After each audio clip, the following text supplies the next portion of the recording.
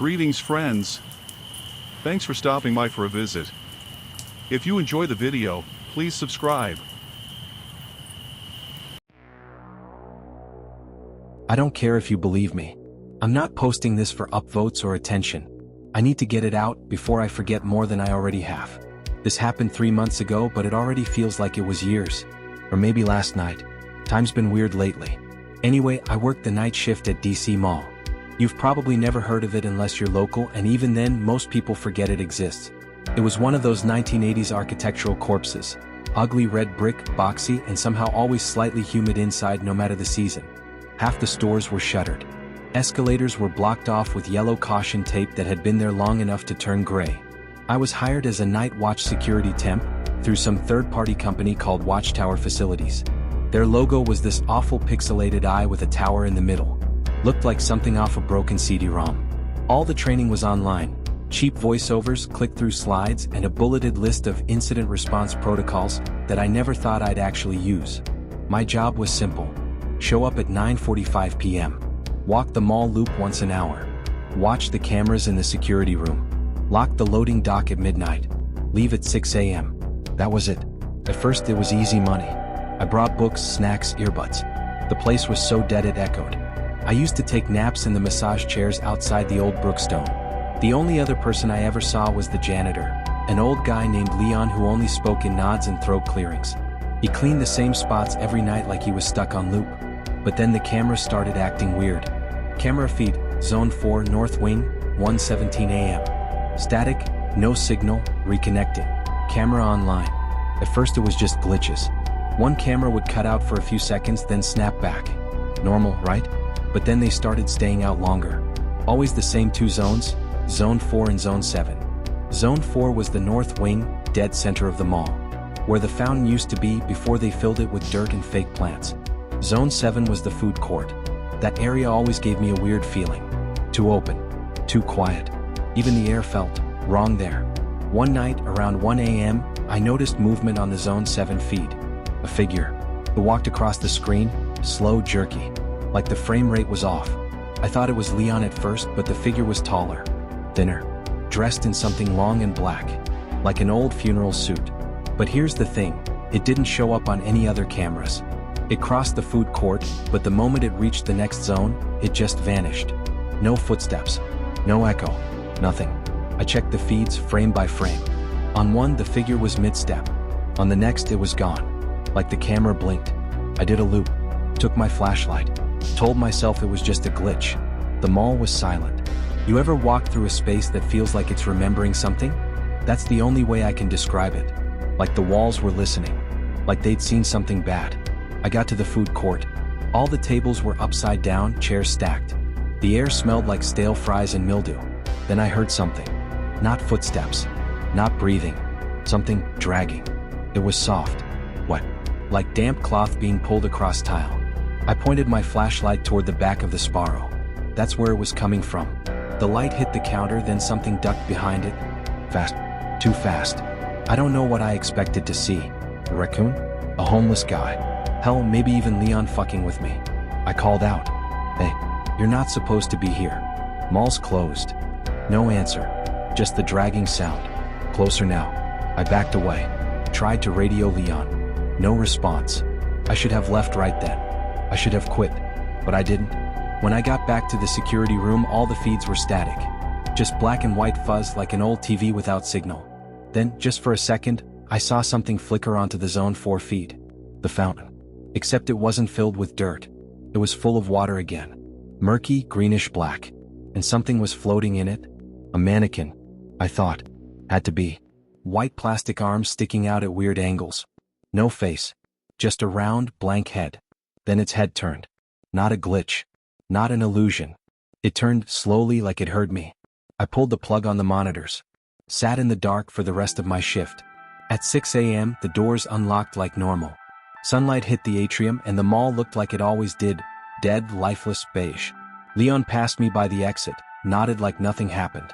I asked if he saw anything. He just said, "You'll get used to it." I met this girl online maybe a year ago.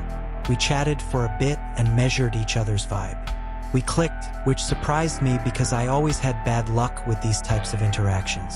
After a week or so of chatting, we finally upgraded to calling. Her voice was smooth like butter and melted throughout my ear. I liked talking to her. She understood me in ways that I didn't know. One night, while talking to her, our topic went from wholesome dreams to creepypastas that we read. She mentioned a short horror story. For the life of me, I cannot remember it. The creepypasta was about a person having this constant feeling of being watched. The way she told it got me feeling all kinds of chills. I could feel the hair on my forearms stand up. I started to worry that maybe someone was watching me too. She finished telling the story, and I just said something casual to appreciate her sharing. Little did she know, I started to feel the things she described. The idea of being watched and worried disappeared after a few days. Maybe it's her glowing personality that pushed it away. After weeks of calling, we finally decided to upgrade again. This time it's to video calls. I was nervous and excited. Maybe she wouldn't like how I looked or how I talked. I was hoping she would understand if I became awkward. We talked, and unsurprisingly, it was pleasant. She was beautiful and calm. Her hair was long and curly. Her vibe was splendid, and as if I was meeting an old familiar friend. She had a wide smile and immediately brightened up my day. She shared openly, and I have to say so myself, maybe I did well. We video called every day since then, and I was genuinely happy. One night, during one of our usual video calls, she sat in her regular spot, going through her skincare routine.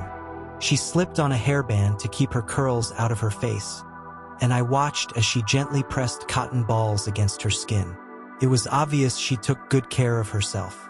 I willed myself to listen to her talk about her day because I had a rough one. Too many things happened at work. She quickly understood and just talked because she also knew that it helped calm me down.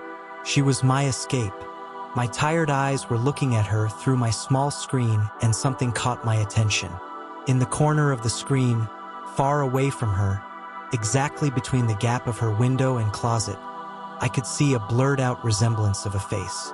I didn't notice that before, and maybe I hallucinated it due to the tiredness. I rubbed my eyes and checked again. I was certain now it was a face. I didn't ask her because she might worry and think of me as a weirdo. Again, it's the first time I saw it, and mind you, I looked at that background for days now. I thought to myself, that is weird. To help me rationalize the weirdness of the image, I decided that it was a figment of my mind, but looking back, oh boy, I was so wrong. It's late at night and we are still video calling. She complained that recently she felt like she had no privacy. My first thought was maybe it's because of me. She replied that it wasn't, and she felt like someone was watching her from a distance. I asked her further about it, but she dismissed it. Out of respect, I did not push her. I looked at that little corner again to spot if I could see the blurred-out face. I saw nothing, and maybe I was right that it was just my imagination due to fatigue. We talked for hours.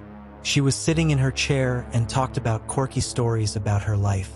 Suddenly she stopped and stared at me. I asked her if something was wrong, and she said it got suddenly cold. She snapped out of it and added that maybe it's the air conditioning. It was weird, and waited for to continue her story. She got quiet and I started to feel worried. Maybe something was wrong. She asked me about my day and I replied. I straight up asked her if everything was fine. She replied with a smile, but you could sense something was bothering her. Her glow got dimmer. She told me that she had to pee. She stood up and walked away. My body froze. I tightened the grip on my phone. I was stunned. I did not know what to say. I closed my eyes hoping something would change. I opened them and all I could see, a person standing still behind her chair smiling. I stared at it intensely. It was also staring at me, smiling from ear to ear. I started to wave at it, but it didn't move. I do not know if it could move at all. I could feel the cold sweat dripping down my back. It looked like her. It had her curly hair and her wide smile.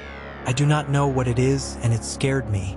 Is this the thing that keeps looking at her? I said to myself. Does she know that this exists? Its smile was so wide and unnatural that it could make your skin crawl. It finally moved and gestured its index finger over its mouth. The message was clear. It wanted me to keep quiet. It gestured again and with its 2 fingers over its eyes, clearly trying to convey that it was watching me. I got the message. Don't tell or else. She came back like nothing happened. She sat down and it snapped me out of my gaze. She told me that it's like I had seen a ghost.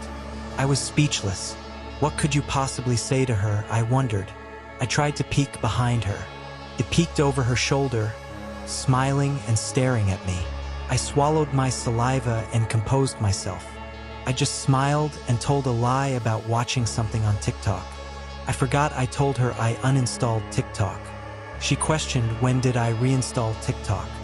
I lied again and said earlier, but I could not stop thinking about it. I could still see some of it behind her. I know it's just smiling, doing God knows what to her. We continued to talk and tried to act normal. Days went by and I could still see it every time she moved. Maybe it's working. As long as I won't say anything, she won't get hurt. She oftentimes complained about someone watching her. Not a day goes by in which I am not trying to think of a way to tell her. One night, I came close to telling her and putting her life in danger. One rainy night, I decided to tell her. She deserved it, right? The thought actually is haunting me every night. I cannot sleep without picturing it smiling behind her. I felt the guilt of not telling her. I lost a lot of sleep these past few days just imagining it. We started the night talking about our day. She had a great day, accomplished a lot at work. She noticed that I looked tired and had heavy eyes. She worried that lately I looked exhausted. I took a deep breath and looked into her eyes. As I started to explain to her the situation, she felt a sharp object touch the back of her neck. She looked back and wondered what it was. She dismissed it and put her attention on me. I thought it was a warning and it peeked over her shoulder, not smiling but just staring at me. It was saying as if, do not do that again or else. She asked me what was the important thing I was about to say. I told her that I love her. It was true at that time, but I just do not like the circumstance in which I said it. She blushed and admitted that she loved me too. I felt more comfortable now and decided to protect her safety at all costs. After months went by, we finally decided to meet in person. We ate and talked. She was just as delightful online and in person. It was the happiest day of my life. We held hands and walked around the park. We sat on a bench facing the park fountain. I looked at her. I looked at her lips, and with my heart racing, I decided to kiss her. I felt her soft lips over mine. I could see her smile and she kissed me back.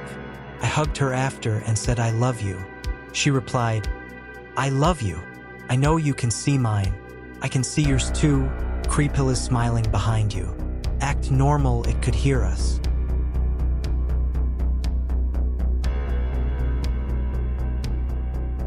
I needed the job. I really did. Without a bachelor's, my previous nursing work hadn't paid much. Overall, I took the stress and abuse while barely making over minimum wage. Just enough for me and my 4-year-old son Julian to get by. So yeah, life as a single mother wasn't exactly easy. I found myself being fueled by internal drive rather than joy or comfortable cash. Only I wasn't a struggling mother in her mid to late 40s. I was 23. While most of my friends and coworkers could go to college or party on the weekends, I was caught in a jail of long hours and tight budgets. An even more frustrating lifestyle since I lived in a vibrant bigger city like Columbus, Georgia. I could never hit the bars or, hell, just go out and meet hot guys. The fun with Julian became my only breaks from this stressful working-class prison sentence. But still, I tried. Even through my binge eating and drinking, I stayed at an average weight. While I may have been forced to mature beyond my years, my looks hadn't caught up with my old mindset. I was still a pretty young woman. I had nice cheekbones accompanied by a pair of sultry lips, my eyes big and radiant. Whenever I had the time, I'd even work out or straighten my long black hair. Only those moments were few and far between while I was in nursing, yet somehow I persevered. I dressed well without being bougie. I was strong and independent without being a ratchet bitch. I stayed friendly and optimistic regardless of my fading sanity. And then finally it happened. I got the call back. A job offer to go somewhere higher than this hell. I was going to be a 911 call taker. As crazy as it sounds, the schedule would be less draining, the pay much better, and working for the Columbus Police Department meant I'd get all sorts of benefits, not to mention the chance to grow through various promotions. Of course, I knew this was going to be stressful. I'd heard all the horror stories from both former call takers I knew and from the literal horror stories I'd seen on Reddit. But I had to think of Julian. I'd now have more time with him. Less time being underpaid, angry, and fucking tired. Krista Hayes could now live. The only problem was training. This shit was gonna take 8 weeks. 8 weeks stuck in a classroom. Monday through Friday, from 8 a.m. to 5 p.m., obviously. I wanted to be prepared before being thrown to the snarling wolves assaulting our 911 hotlines. But shit, it was boring. We had to go over countless textbooks, all the protocols, even take a crash course in CPR. Not to mention the hours and hours of role play. Like a dull drama class full of amateur hacks. My classmates and I took turns playing caller and call taker. I guess it made for an easy $13 an hour. But mentally, this became an unbearable test for our patients. After a month or so, these dress rehearsals finally led to opening night. On Friday, we'd be taking calls for the very first time. Live calls. I was excited but nervous. Hell, all of us were. Like soldiers prepping for war. Me and the other 4 trainees arrived at 8 a.m. sharp. Our classroom was lower than the police station's first floor. A literal basement. A dimly lit hallway took us past clunker vending machines and straight to this bunker of a 911 center. Nothing but cold air all around us. Our instructor, Ms. Wilder, had already given us a tour during our first week. On one end of the center was the 911 floor itself, a series of cubicles full of huge monitors and computer screens. An arena that veered between Wall Street histrionics and 9 to 5 monotony. There were no windows, no joy. The lighting appropriate for a clinical lab, as was the mood. When the calls were coming, the workers went into a pissy frenzy. And when the calls died, things looked agonizing, boring. Within those bland, gray walls, the call center was the doldrums of the Columbus Police Department. 2 double doors separated this torturous telethon from the rest of the 911 center. From our classroom, right now, I counted about 7 middle-aged and exhausted people working the lines. 2 call takers for dispatchers and a really obnoxious female supervisor. She was an overweight slob of a woman. Then again, the vast majority of the employees here were overweight. We'd all been told it was an inevitable side effect of the job. But my classmates and I still had to endure another month of training. Yeah, we'd be answering calls. Supervised calls. But hey, it beat having to do terrible role-playing or memorize countless run codes. So there we were in the cramped classroom. A claustrophobic space of old tables, cheap CPR dummies, and a whiteboard. There were no windows, no escape. The closed door kept us trapped in our own little world, like stranded explorers around a campfire. Us 5 trainees stayed close to the portable heater. Our only solace from the unrelenting cold. Ms. Wilder and her assistant, Kelly, stood by the front desk, right by the large laptop. Our 911 manual sat beside the laptop. The manual, our script for the variety of upcoming emergencies we were about to face. Its withered pages older than stone tablets. I sat near my classmates. There was Tanya, a pretty black girl in her early 20s. Her and I went to high school together, and Tanya was still just as charming, loud, and petite as she was then. Her flamboyant clothes only matched by her colorful claw-like fingernails. Then there was Abby, the only one of us who was married. A tall, plus-size blonde with glasses and sarcasm to spare. Her studying and immense knowledge at this job put us all to shame, even the instructors. At 18, Catherine was the youngest out of us. She was a brunette with a thick southern accent. I thought she played dumber than she really was. Or at least, I thought she was just trying to be funny. And finally, there was Patrick, the only guy in the class. One of two guys in the entire 911 center. Patrick was funny and cute, and pretty weird as well. Scrawny with green eyes. His morbid humor threw everyone off. Then again, he was also a horror writer, and, from what I understood, even posted on Reddit. Given the lack of men out here, I could tell the thirstier, middle-aged female call takers constantly kept their hungry eyes on him. He was also 27 and older than the rest of us. Hell, I think he even had a degree. So, who the fuck knows how he ended up here? Our instructors were cool for the most part. The stickler was Ms. Wilder, an older black lady with glasses and hair strewn about all over the place. But she respected us, and we respected her kind but authoritative style. Like a veteran sergeant, she'd experienced her fair share of war stories on those phone lines. And this was going back to when they didn't use computers. On the other hand, Kelly was a little younger, more hip, a blonde Southern belle with a pleasant attitude and face. And yeah, we walked all over her like high school rebels on a sweet substitute teacher. But right now, us 5 trainees were sitting in nervous anticipation, awaiting our death sentence of a first call, under Ms. Wilder and Kelly's watchful eyes. This would be our first taste of the call taker life. Clinging to my headset, I stole a look at my classmates' restless faces. For once, we weren't even shooting the shit at 8 a.m. Not with the battlefield looming before us. Ms. Wilder checked the laptop one more time. She hit the touchpad and stepped back. The laptop screen and lights beamed to life. "Alrighty," she said in a strong tone. Ms. Wilder confronted the class, playing her right-hand man.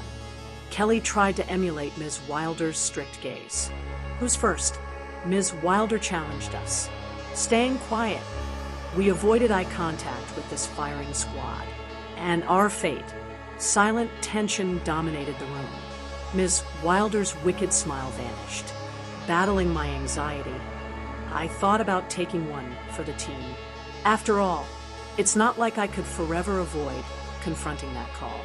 But right when I was about to step up, Ms. Wilder fixated her on Tanya. "You first, Tanya," Ms. Wilder said in a staunch tone. Our instructor was back in drill sergeant mode. Groaning, Tanya stood up and walked toward the laptop. Her and I exchanged weary smile. "You got it, girl," I quipped. "Man, I hope," Tanya exclaimed. Kelly guided Tanya to the desk, plugged in Tanya's headset, watching over them like a self-serious supervisor. Ms. Wilder motioned toward the manual. "Just remember you can use that anytime." The words didn't exactly encourage Tanya. She flashed me an anguished look. "We'll be right here," Ms. Wilder went on. "Oh Lord," Tanya said through the nerves. My classmates, and I couldn't help but chuckle. At least we weren't going to be the first guinea pig. Poor Tanya. Leaning in toward Tanya, Kelly pointed at the screen. "Okay, your call's coming in there. Click it, and you'll follow the script." "Okay," Tanya said. "We'll hear everything, so don't be nervous." Tanya's trembling hands put on the headset. She smiled at me. "Ooh, child. You got the volume up, right?" Ms. Wilder asked Kelly. "Yes, ma'am," Kelly replied as she backed away from the desk. Curious, Catherine looked toward Ms. Wilder. "Is it busy today?" Ms. Wilder gave her a mischievous smile. "Oh, it will be. Trust me." Like an apocalyptic alarm, a ringing phone blared through the room, straight from the laptop. The sound jolted Tanya into a frenzy. "Oh, Jesus," she shouted. "Answer it," Ms. Wilder said. Recovering fast, Tanya's focus overtook her goofy charm. She clicked on the call. Static blared off the laptop speakers. Like a lost signal on the radio, everything was white noise. Unease crossed Tanya's face. "Columbus 911. What's the address of your emergency?" Just a sea of static greeted her. Wave after wave of mechanical screams. "Columbus 911.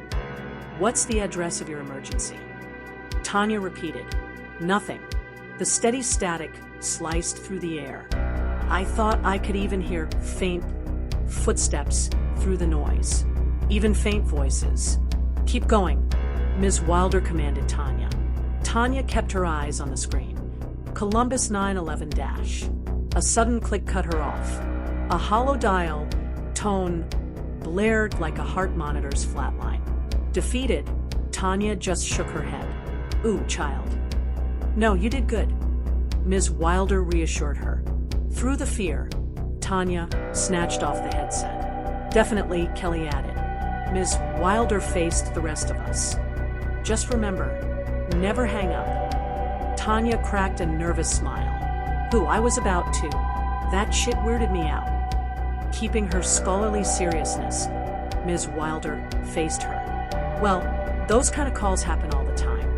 So, you better get used to them." Patrick was next. He wasn't eager to say the least. Even his wacky coolness morphed into anxiety once he put on that headset. I flashed him a reassuring smile. He just offered me his cute grin. And an awkward laugh. Overbearing as always, Ms. Wilder stayed right on him. "Now, just use the manual if you have to." "Yes, ma'am," Patrick said. Tanya gave me a light punch on the arm. "You ready?" she teased. "Not at all, girl," I replied. "Man, you got this." She looked over at Patrick. "You better answer that call, Patrick." Patrick smirked. "I'll try." Another ring interrupted us. "Okay," Patrick said, trying to calm himself.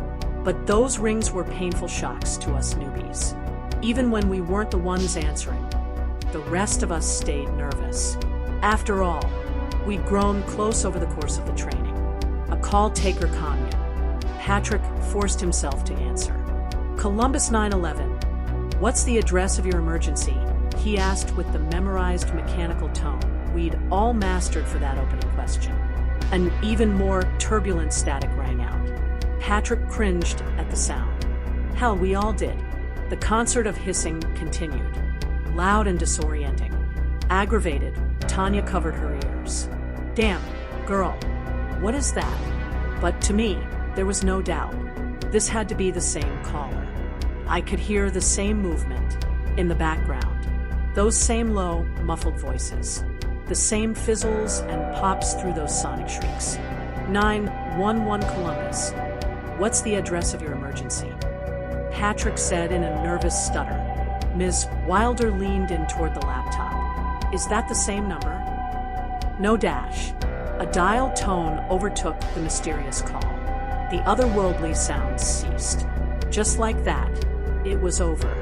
Confused, we all watched Patrick slide off his headset. Abby forced a smile. "Who was that?" "I don't know," Patrick said. Playful, Tanya confronted Ms. Wilder. "What's going on, Ms. Wilder? That's two of them now. Is the connection working?" Catherine asked, like a politician fending off a barrage of questions. Ms. Wilder waved us off. "Trust me, it's normal. You're going to get weird calls like that." "Great," Patrick joked. "Oh yeah, she's right," Kelly added. Her unwavering support of Ms. Wilder still oh so extra. Not missing a beat, Ms. Wilder turned her attention to Patrick.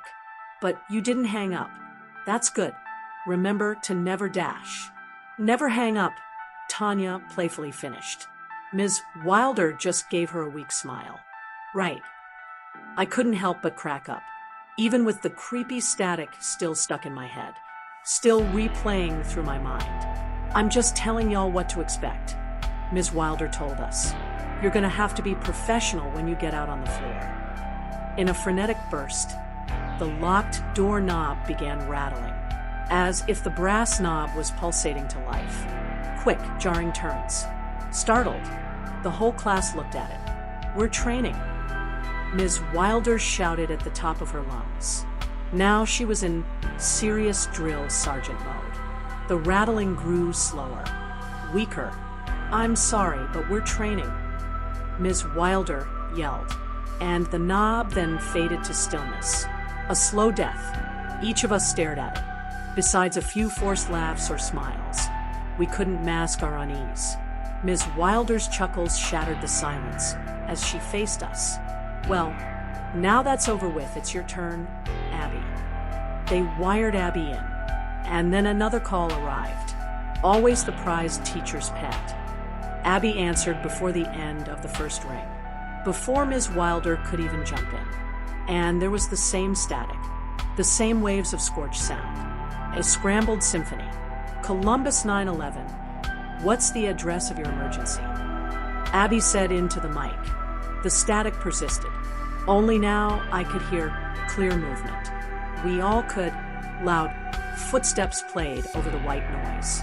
Staggering footsteps. Falling furniture. Confused, Ms. Wilder leaned in closer toward the screen. "Columbus 911. What's the address of your emergency?" Abby repeated. Ms. Wilder faced Kelly. "That's the same number." Kelly checked the screen. The fear made her eyes go wide. "Oh my God, you're right. The one I did," Patrick asked, behind a worried gaze. Ms. Wilder stared at the laptop, at the listed number. "Yes," she said, her voice hindered by unease. "That's the same one," Tanya exclaimed. The static scratching grew unrelenting, like a scratched record from hell. The sounds overwhelmed our minds. Trapped in an awkward silence, Abby turned to Ms. Wilder for help. About the only thing she could do, a painful scream shot through the static. The voice a tortured singer on this messy electronica. The female scream was low but agonizing, and it soon gave way to desperate breaths. None of my classmates said a word. There wasn't even a lame attempt at humor amidst this shared terror. The woman's voice tried to break through the constant static. "Help me," she strained to say through the gasping breaths. Ms. Wilder faced Abby. "Talk to her," she said, unable to hide her trembling tone. In the call, the woman's heavy footsteps were heard stumbling around, her constant groans as painful as her scream. Like a deer in the headlights, Abby stared at the screen but couldn't utter a word. Paleness permeated her face. "Help me," the woman said. The call ended before she could even finish, as if the woman's life support had been unplugged in one merciless pull. Ms. Wilder didn't wait to break the silence, but her terrible acting couldn't hide how much these last few calls had even unsettled her. "Okay, that was good, Abby," she said, shuttling us through this lingering fear like cattle. She heard it in the next trainee. "Catherine, it's your turn." Battling both the goosebumps and the cold, I folded my arms. I decided to speak just to get my mind off those disturbing replays, to get the static out of my head. "Ms. Wilder, what do we do in situations like that?" I asked, like when it's the same caller bugging us. Ms. Wilder gave me a dismissive wave. "Oh, it's just prank callers. We get a bunch of them." Catherine sat at the laptop. Immediately, another call came roaring in.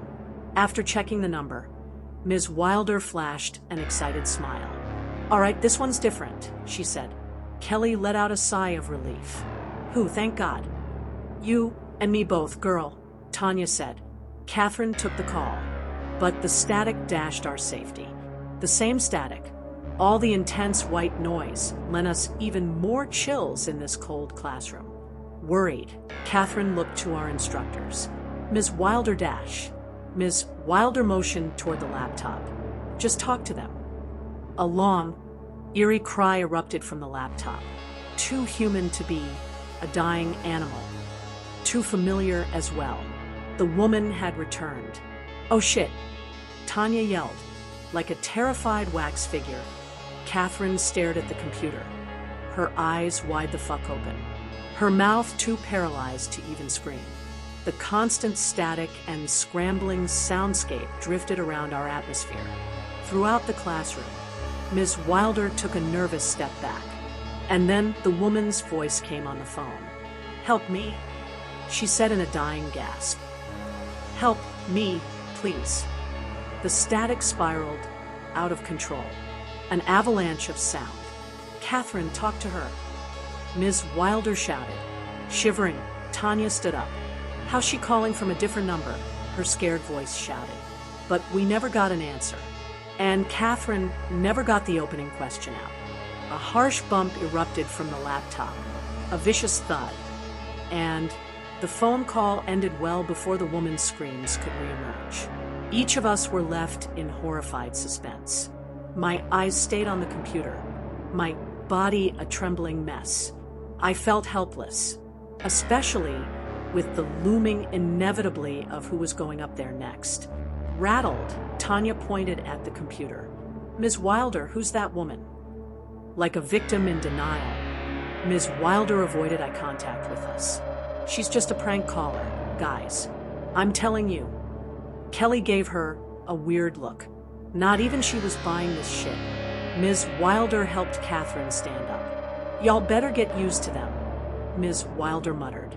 "That's all I'm saying." The heater had no chance at healing my scars, especially when adrenaline now joined the fear and cold. I kept staring at the laptop, forced to face my fate. Stuck in a catatonic state, Catherine stumbled back to her seat. The five of us now made a frightened formation. "Your turn, Krista," Ms. Wilder yelled out. I sat there, hesitant, unable to console myself before the call. Ms. Wilder waved me over. "Come on, it's your turn," she said. "Ain't nobody gonna hurt you." With the slow march of a child heading for the principal's office, I walked up to that front desk.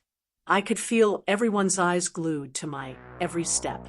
"You got this, girl," I heard Tanya say. "Hey, maybe they'll hang up," Patrick said as a reassuring joke. At least they were trying to encourage me on this creepy Friday morning. But I couldn't smile. Not now. Not on my 9/11 judgment day. Kelly and Ms. Wilder crowded around me as I sat in front of the laptop. I plugged in the headset. My shivering grip placed it over my ears. Now I really felt chained to the computer, to this forthcoming call. Upon facing the laptop, I felt more anxiety sink into me. So many programs were already up there. A dispatcher box, the phone line, various call taker tabs, all of which I'd seen in the books, but all of it so much scarier on screen. Ms. Wilder pointed me to the phone line icon. "Now, when that rings, just click on it to answer it," she said. "Yes, ma'am," I replied, trying to focus. I avoided my classmates, even when they were just being supportive. Tanya and Patrick, my constant cheerleaders. Through the burgeoning excitement, I had to wait, my skin sweating in the cold. I readjusted the headset's mic, but I didn't have to wait long. Ring, ring, the laptop screamed. The telephone line icon shook with ferocity. The incoming call from 706-645-4545. I fought against the nerves. I had to power through for me. For Julian. In one swift click, I answered it. "Columbus 911. What's the address of your emergency?" I said in a strong voice, channeling my inner Ms. Wilder. Like a malfunctioning robocall, I heard the white noise grip me. The incessant static sang out. But I didn't give up. Not with Ms. Wilder breathing down my neck. And with Julian depending on me back at home. "Columbus 911. What's the address of your emergency?" I said again. The static stayed steady. The unsettling noises, the sound waves of the dead. Seemingly a distress signal from outer space. Or beyond the grave. "This can't be happening again," I heard Kelly say to Ms. Wilder. "Hold on," Ms. Wilder told her. I kept my eyes on screen, further drawn in once I heard the movements amongst the static. Clumsy movements. Help me. The woman's voice crawled to me. Everyone went silent. The fear almost overpowered my own voice and strength. Almost. Ma'am, what's the address of your emergency? I asked. I could feel my hands clenching tight. A nervous tick well beyond my control. The footsteps grew heavier in the static storm, as if the woman was mustering whatever strength she had left just for this one call. Help me, she said, immersed. I leaned in closer toward the laptop. Ma'am dash. Help me, the woman cried out in a painful howl. Startled, I fell back. I heard Tanya shout in fright. Help us, the woman screamed into the stifling static. Help us, please. Like fellow asylum patients, a collection of tormented cries joined her. Female, male, agonizing screams, weakened whispers, pitiful sobbing. All of it poured through the line. All these people in obvious pain. All of them dying. Send somebody, a panicking man hurled at me. Their voices all grew louder and louder. With the static and unsettling beat, their desperate chants formed a desperate final plea. My headset shook from their sheer force. Please help us. A young woman whimpered. The victims' voices overlapped, fused together for this frightening frenzy. Their room of death clamored for me. And I was too scared to say a fucking word, much less follow protocol. Please help us, the woman from earlier screamed, her voice now guttural and pouring from a wounded soul. Frightened, I pushed myself away from the keyboard.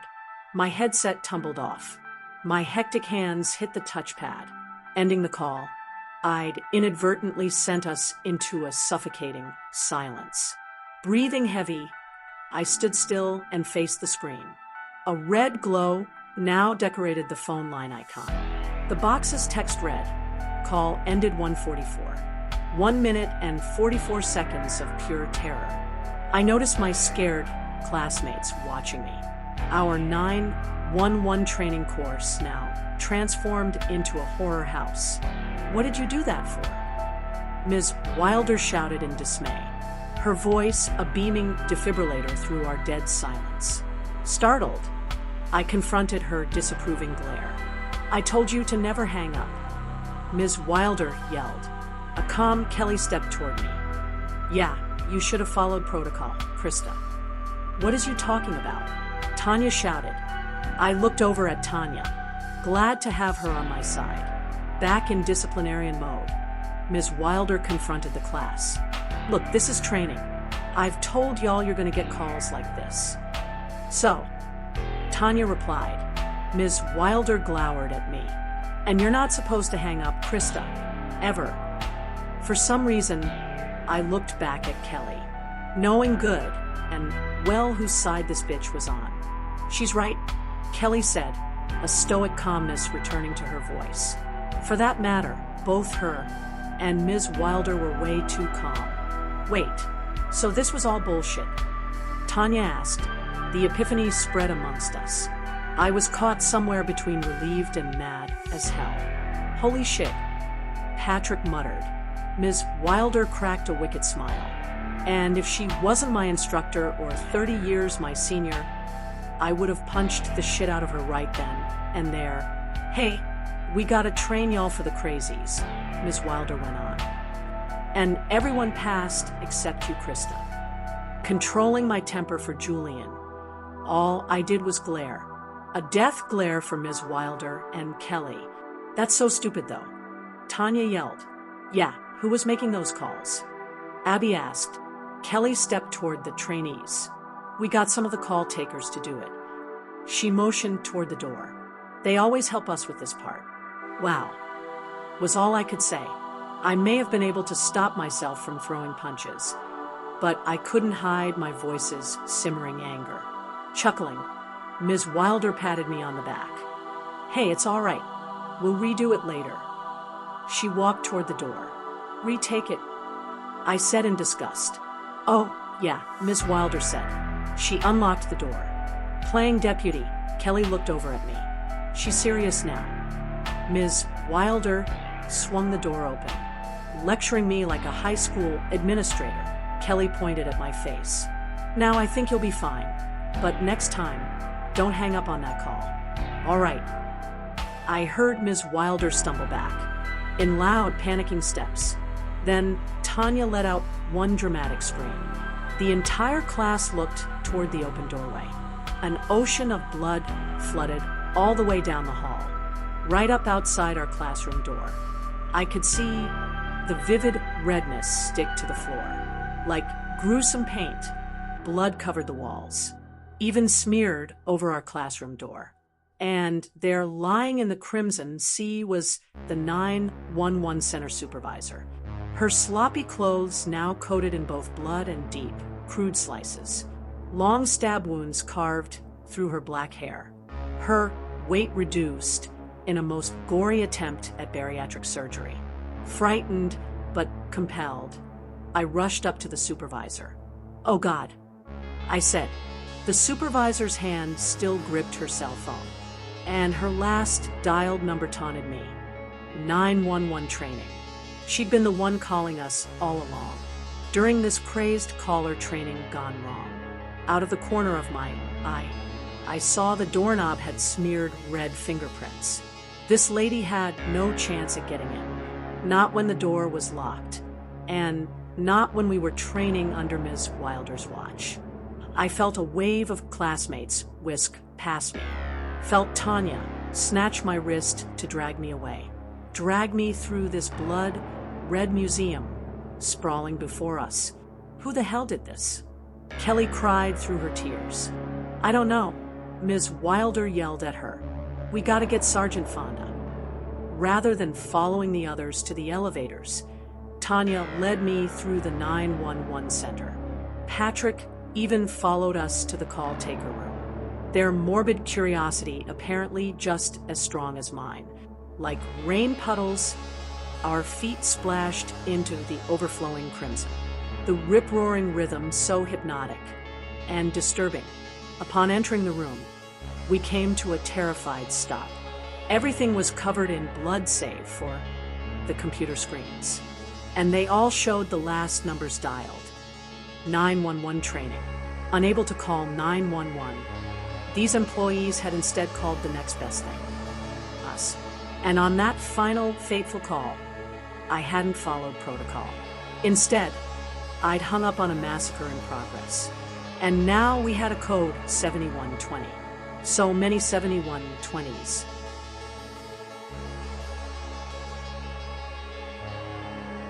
The basement was cold and damp, the air thick and stale. He stood there, towering, his head nearly brushing the ceiling. His features were long and slender, limbs stretched unnaturally. His arms hung low, fingers almost grazing his knees. His legs, thin and bone-like, made him stand at an impossible 12 feet tall. His mouth stretched wide, too wide, an unnatural stretched mouth that revealed nothing but a black void inside. His eyes, deep and hollow, were pits of endless darkness, a void that seemed to pull everything in. I don't remember how it got there or how it even got inside. All I know is I locked it deep in my basement where it couldn't come out. Well, that was until I found the basement door wide open. "Hello," I said, staring into the dark basement that yawned open before me. My voice felt small, swallowed by the shadows below. Fear crawled up my throat, thick and sour, like I might throw it up. I slammed the door shut, my hands shaking. Then I heard it, soft, rattling noises from the kitchen. Gentle, deliberate, like something was moving in there. Something was in the house with me. I moved deliberately, each step slow and careful, my breath caught in my throat. I watched my surroundings, making no noise as I crept toward the kitchen. And then I saw it. The creature from my basement stood at the sink, its towering frame hunched awkwardly beneath the ceiling. It stared out the window, motionless, its long, slender limbs hanging at its sides. It didn't move. It didn't make a sound. It just stood there, like it belonged. My heart slammed against my ribs as I bolted for the front door, feet barely touching the ground. I didn't dare look back, I didn't need to. The roar came first, splitting the air like a thunderclap. It wasn't human. It wasn't animal. It was deep, raw, and wrong, vibrating through my bones, rattling my teeth. My legs nearly gave out from the sound alone, but fear shoved me forward. I hit the door hard, bursting into the cold night air. My car was just ahead, parked in the driveway. My keys, I needed my keys. My hand dove into my pocket, fingers trembling as I fumbled them out. Behind me, the door exploded open with a splintering crack. Heavy, unnatural footsteps pounded against the ground, fast, too fast. I didn't have to see it to know it was coming. I could feel it closing the distance. I reached the car, yanked the door open, and threw myself inside. My hands shook so badly the keys slipped from my fingers and hit the floor mat. No, no, no. I grabbed them again, forcing the key into the ignition. The engine sputtered, coughed, the sound of death. The creature lunged from the doorway, its long, bony limbs propelling it forward in a blur of twisted movement. It was nearly to the car. The engine roared to life. I slammed the gear into reverse, tires squealing as I stomped the gas. The car jolted backward, throwing me against the seat as the creature lunged, just barely missing the hood. Its empty black eyes locked onto mine for a split second, burning into me before I peeled out of the driveway. I didn't stop. My foot stayed pressed to the floor, the car flying down the long, dark street. The night swallowed everything around me, but I didn't care where I was going, as long as it wasn't back there. Days passed. I barely slept, holed up in a cheap hotel on the edge of town. The room smelled like old cigarettes and stale air, but it didn't matter. It had 4 walls and a locked door. Every night, I checked the window, just to be sure. That night was no different. I pulled back the curtain, heart already racing before I even looked. The parking lot below was empty, streetlights flickering weakly against the dark. For a second, I let myself believe I was safe. Then I saw it. Beyond the lot, past the stretch of cracked asphalt and the rusted chain-link fence, the woods began, thick, black trees rising like jagged teeth.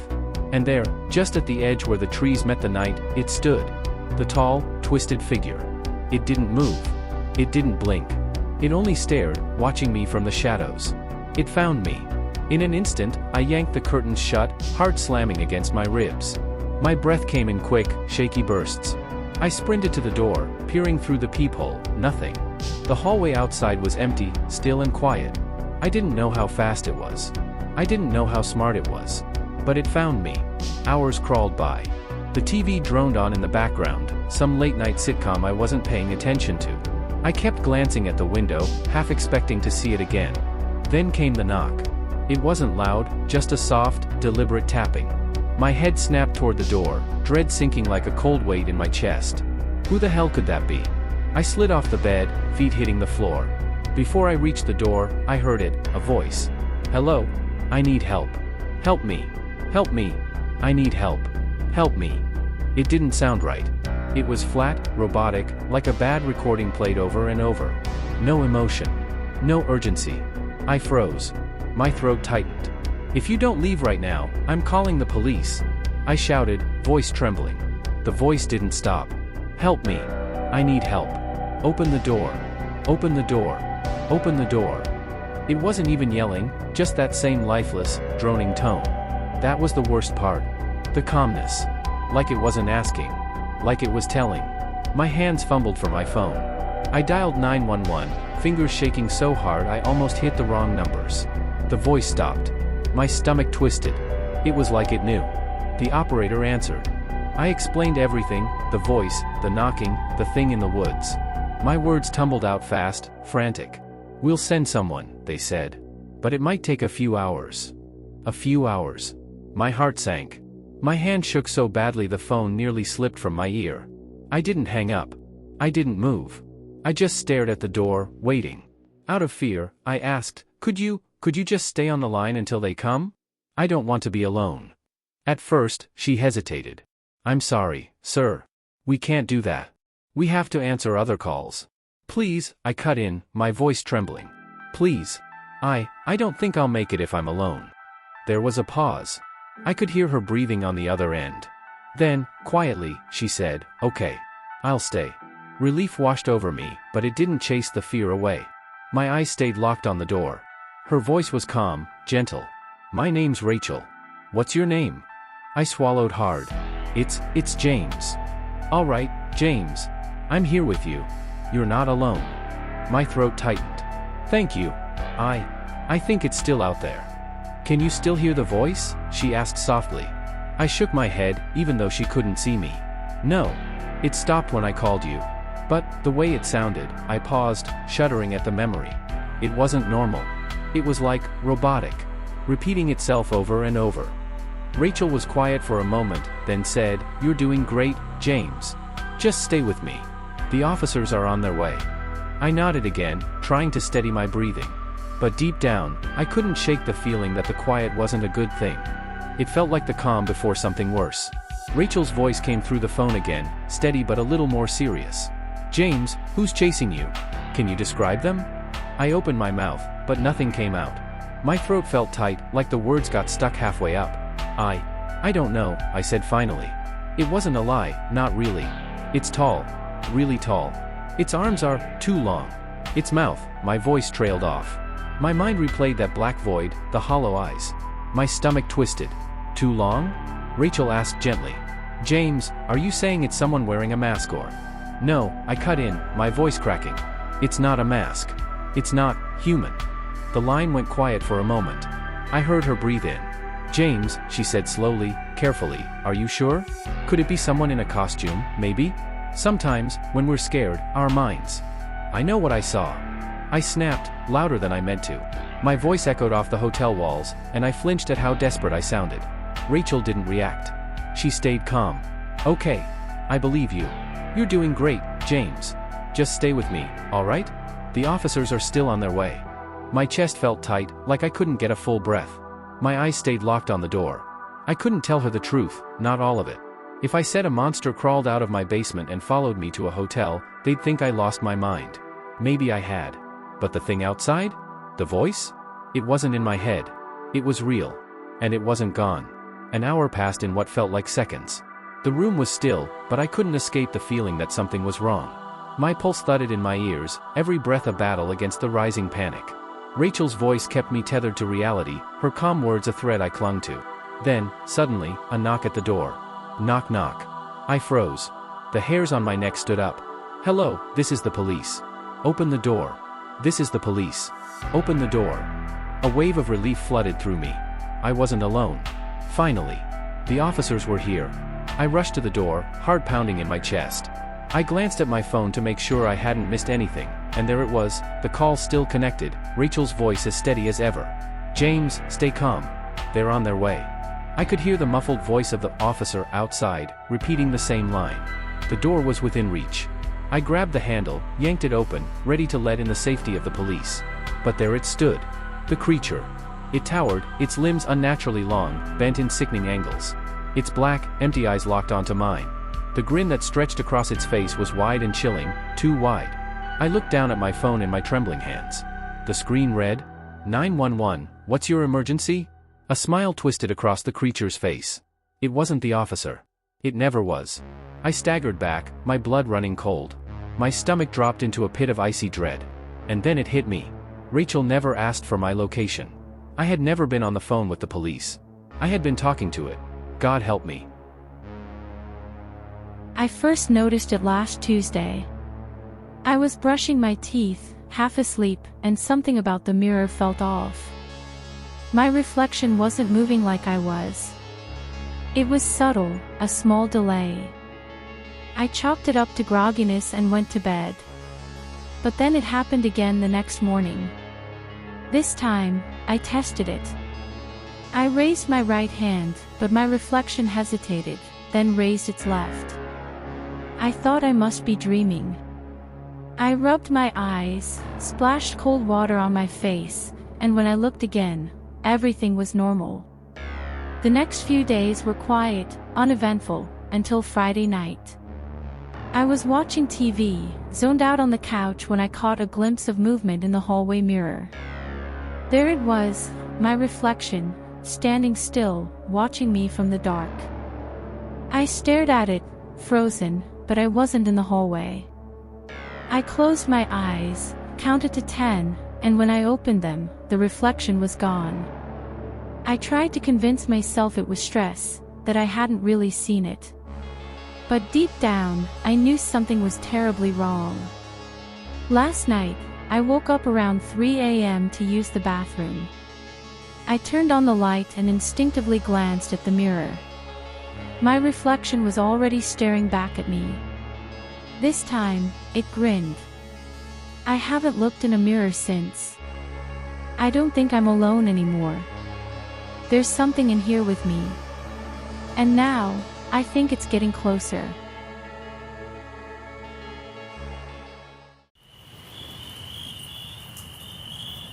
Thanks for watching. If you want to hear more stories like these, please like and subscribe.